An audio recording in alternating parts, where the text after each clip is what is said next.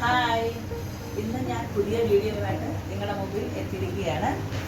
ഇന്ന് നമുക്കിവിടെ തയ്ക്കാൻ കിട്ടിയിരിക്കുന്നത് ഒരു ക്രോപ്പ് ടോപ്പും ഒരു പാവാടയാണ് കിട്ടിയിരിക്കുന്നത്. അത് ഞാനൊരു ചെറിയ ഒരു പാവാടയും ചെറിയ ഒരു ക്രോപ്പ് ടോപ്പുമാണ് കിട്ടിയിരിക്കുന്നത്. അത് ഞാൻ നിങ്ങളെ വെട്ടുന്നത് എങ്ങനെയാണെന്നും തയ്ക്കുന്നത് എങ്ങനെയാണെന്ന് നിങ്ങളെ കാണിച്ചു തരാം. കഴിഞ്ഞ വീഡിയോകളൊക്കെ എല്ലാവരും സപ്പോർട്ട് ചെയ്ത എല്ലാവർക്കും താങ്ക്സ്.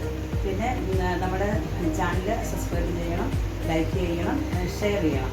എല്ലാവരും കൂടെ കാണും എന്ന് വിശ്വസിക്കുന്നു.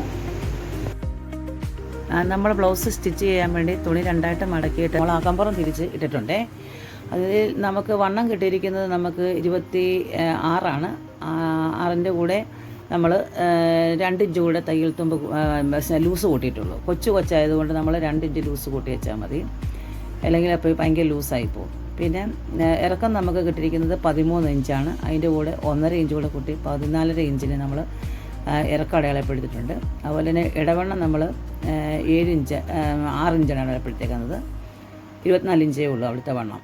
അങ്ങനെ നമ്മൾ അതും അടയാളപ്പെടുത്തിയിട്ട് പിന്നെ അത് കട്ട് ചെയ്തതിന് ശേഷം നമ്മൾ ഫ്രണ്ട് വശം നമ്മൾ വെട്ടണം. ആ സ്കെച്ച് തന്നെ വെച്ച് നമ്മൾ ആ ഫ്രണ്ട് വശം നമ്മൾ എടുത്താൽ മതി. പിന്നെ അതിനുള്ള നമ്മൾ സിംഗിൾ പടിയും ഡബിൾ പടിയും എന്ന് പറഞ്ഞാൽ കൊളുത്ത് വെക്കുന്നതും കുഴ വെക്കുന്നതായിട്ടുള്ള പടിയാണ് സിംഗിൾ പടിയും ഡബിൾ പടിയും. അത് നമ്മൾ വെക്കുന്നത്. ഞാൻ സാധാരണ സിബ് വെച്ച് അങ്ങനെ പിള്ളേർക്ക് കൊടുക്കാറില്ല.